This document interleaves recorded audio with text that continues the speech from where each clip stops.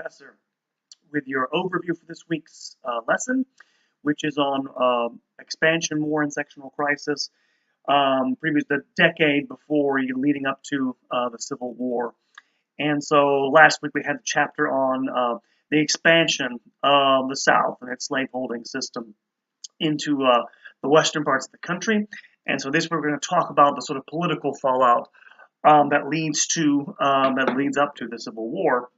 And the first thing to note about the crisis that happens in the 1850s, it leads to the 1840s and 50s, it leads to the Civil War, is that there's kind of a parallel. If you go back in history enough, if you can remember far back enough to the colonial period, because what's going to happen in the 1840s and 50s, remember the United States is expanding. It's expanding across the continent. It's going into, you'll see, California. It'll get into a war with Mexico. It'll basically take California, other parts of Mexico from them. This will further expand the country. And of course, by this period, of course, the northern states have abolished slavery. They're using free labor. They're building an industrialized society. They're beginning to come into political conflict over this. Okay, should we allow slavery to expand? And of course, the southern slaveholders want their system to expand. And so this brings about a conflict, which is partly due to expansion. If you'll recall back, of course, to the colonial period, when Great Britain expands, they fight a war with France, they take over Canada, they expand to the western part of the continent, the empire gets bigger, that expansion provokes a political crisis. Because now all of a sudden it raises the question of, okay, who's in, who's out? What's the status of those colonials within an empire? So now you have the status of, okay, what about these new territories? What type of rights will they allow people? Those sorts of things. All this comes about because of expansion and slavery. And also because it challenges the Republic to its very core in many regards. One of the things you recall, if you go back far enough, you read excerpts from the Federalist Papers, in the making of the Constitution of 1787, James Madison, the architect of that Constitution, mostly thought that the Republic would work because it would be big. Because it was so big, it would prevent the sort of combinations of factions fighting against each other that might destroy the country. And so you almost have this natural sense that the Republic's going to get a lot bigger, and that's okay. And yet, in fact, the opposite actually occurs. In the course of the 19th century. In fact, it's expansion that really feeds into all of this. And it brings to the fore not only the problem of slavery as a moral problem, but it also brings to the fore the problem of slavery as a constitutional problem. And one of the things the Constitution of 1787 did not do was clearly demarcate what should happen with slavery. Remember, it was a compromise document, and so it's left to future politicians to figure it out. The second thing it leaves out, by the way, is states' rights. It doesn't really define the power of the states, and as you should have gotten by now, there was a long tradition by the time you get to the 1850s of people claiming states' rights for exemptions to the authority of the federal government. All this was to come together in a perfect sort of clash by the 1850s. And I should note again a parallel here with British history. I'm a British historian, so I like to do this, but if you recall, if you don't know, the Constitution called for the banning of the slave trade, international slave trade, in 1808. That is, you could no longer import slaves from abroad after 1808. That was part of the compromise. People who are opposed to it in 1787 got that anyway. So basically 20 years, in which they could import slaves. Well, the British Empire abolished the slave trade by statute in 1807. And in fact, they had their own anti-slavery movement within the British Empire. And of course, slavery was, critical to them in the Caribbean and other places. It was abolished in 1833 by statute. Parliament passed a statute, abolished it everywhere. And it's wondering why this was able to happen. By the way, there was an abolitionist movement. It was not nearly as extreme as it was in the United States. Excuse me.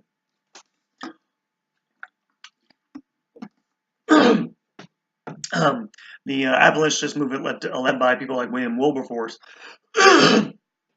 never attack the British system of government the way that abolitionists like William Lloyd Garrison will, and other people like John Brown. And part of the reason for this is because Parliament could legislate for the entire British Empire. That is to say, it could pass laws. I mean, the British Parliament. If you go back to remember what the American Revolution was about, Americans didn't want too much of a centralized form of government which could impose its laws anywhere. They wanted local control. They were supposed to form a confederation of states. Now, of course, this gets more or less overturned by the Constitution of 1787, but they have to make so many concessions to this idea of states' rights, of local authority. What it means is in Britain, they can pass a law, ban it everywhere. And they did it, by the way, they got the slave owners in the British Empire to agree to that because they compensated them. They gave them money in exchange. They're going to lose property in this exchange. You couldn't do this in the United States. Because even though really it was a unitary sovereignty, the federal government was sovereign. Again, that question of what rights the states had vis-a-vis the federal government was left unfinished, mainly because they would have probably not passed the Constitution otherwise in 1787. And so what happens is this comes back to bite everybody, and it's the reason why the abolitionist movement takes it's a very extreme movement. Takes the current course it does, and of course it's the reason why you get southern states calling for secession by the late 1840s, early 1850s. They're thinking, hey, if this doesn't work for us, why should we be in on this protect our slavery, our peculiar institution. So there's a political and a constitutional crisis that's brought about because of all this, which is bound up with the way our Constitution was written and the limitations of it, because it doesn't prevent the crisis. Nothing does in the end. So it's interesting to think about that parallel, given the American attachment to those things. And so an overview of what you can find in the textbook. You got last time I mentioned the expansion of slavery. In this chapter, it will talk about manifest destiny. This is the idea. The term gets coined by a Democratic newspaper writer in 1845, I think, when, of course, Texas has declared its independence from Mexico. Immediately, there are people calling for America to annex Texas, and eventually they do in 1845, and they annex, and they eventually we'll get into start moving into California and the western parts of the continent. And that term manifest destiny, of course, refers to the idea that there is a providential historical inevitability about the spread of the American civilization, and by American, by the way, they mean white and Anglo-Saxon civilization, to the western part of the continent. And so you're going to have that being sort of echoed, even before the term is coined. There's that sense that America has this destiny to inhabit the whole continent. Again, part of what makes America America is there's so much land everywhere. Again, it's occupied by Native Americans. There are slaves in the South, but the ideal, anyway, is that this is, it's part of the American heritage. This is what, Thomas Jefferson thought made America different. There was so much expanse. Everyone could be equal in a sense because they had so much land. This, of course, all brought to the fore the problem of slavery, because now, of course, okay, do these new states come in on the slave side or the free side?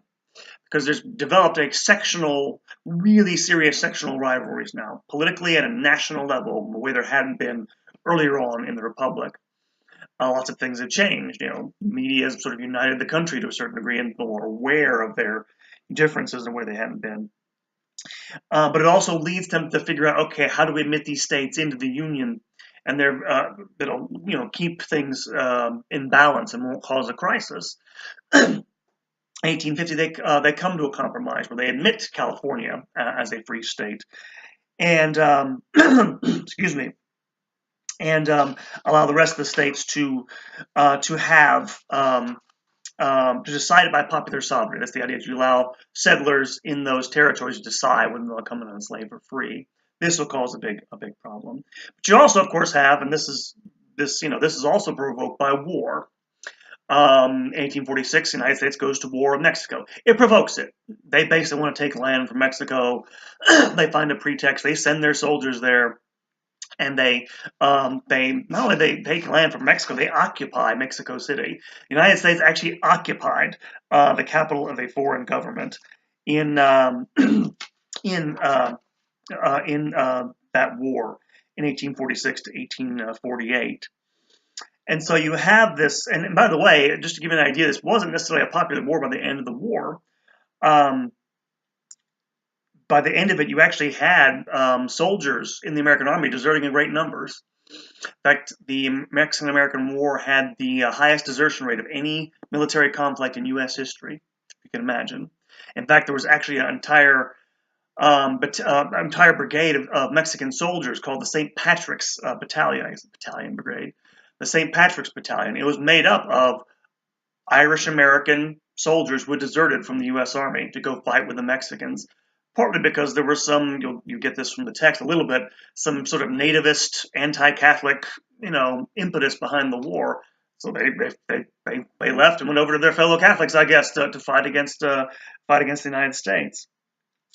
And of course, the treaty, as I mentioned before, led to us, taking parts of Mexico, California, and it leads to this compromise in 1850, which also includes, by the way, a Fugitive Slave Act. And this is the idea that you can actually have slaves captured in the North who've run away from the South and then sent back to their masters. This would be heavily criticized by anti-abolitionist writers. The most famous instance of this is Uncle Tom's Cabin, Harriet Beecher Stowe, which becomes a bestseller in 1852.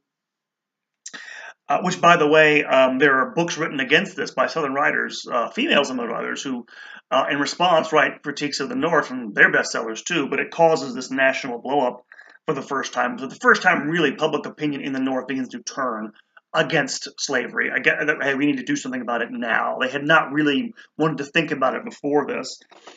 But it also leads this conflict to major political parties. Remember, we're still in the second party system here, Democrats and Whigs, to split. And the biggest impetus for this is the Kansas-Nebraska Act, which basically tried to open up, to basically undo the Compromise of 1850 by allowing slavery to be settled, slavery issue to be settled in these territories.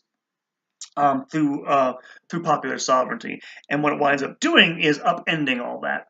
Because, of course, you have people on the ground there. If you know the history of Kansas, they try to establish a slaveholding government. This leads to a clash of settlers there. It becomes Bleeding Kansas, very violent. Pro-slavery forces burn down the city of Lawrence, which they still commemorate today if you've not been there. And it leads, of course, John Brown to go off and commit an act of what I can only describe as religiously inspired terrorism. He goes, if you don't know, never heard of the Potawatomi Massacre, don't mention this in the textbook, goes out to where one of the slaveholder settlements are, drags 5 slaveholders on their beds in the middle of the night, and he, along with 6 of his compatriots, take broadswords and hack them to death, cut their heads off, ISIS style. So this is becoming apocalyptic by the middle of the 1850s. And by the way, newspapers on both sides, newspapers in the South, they cheer the burning of Lawrence to the ground. Newspapers in the North cheer what John Brown did at Potawatomi. So it's getting really, really to that point where there's almost a point of no return by the late 1850s. And this leads, by the way, in the election of 1850, the elections thereafter, 1854, to the destruction of the Whig Party. It destroys that, and it splits the Democrats. And so you have several different parties trying to fill its void, become the second party. And the one, of course, that's born out of this is the Republican Party, whose major reason for its existence is to end slavery. And so this will lead, of course, finally to the election of 1860. You can read this for yourself. The rise of Abraham Lincoln, and he gets elected with only 40% of the vote, but wins a majority of the electorate because he wins all the Western, more or less Western, Midwestern, and much all the northern states. And so there's a clear dividing line, a clear block between them and the South. And this is what will force the southern, not to say force, but will lead the southern states to. They've been talking about secession for a decade, but now because a party whose main purpose when it was founded was to get rid of slavery has now got into power.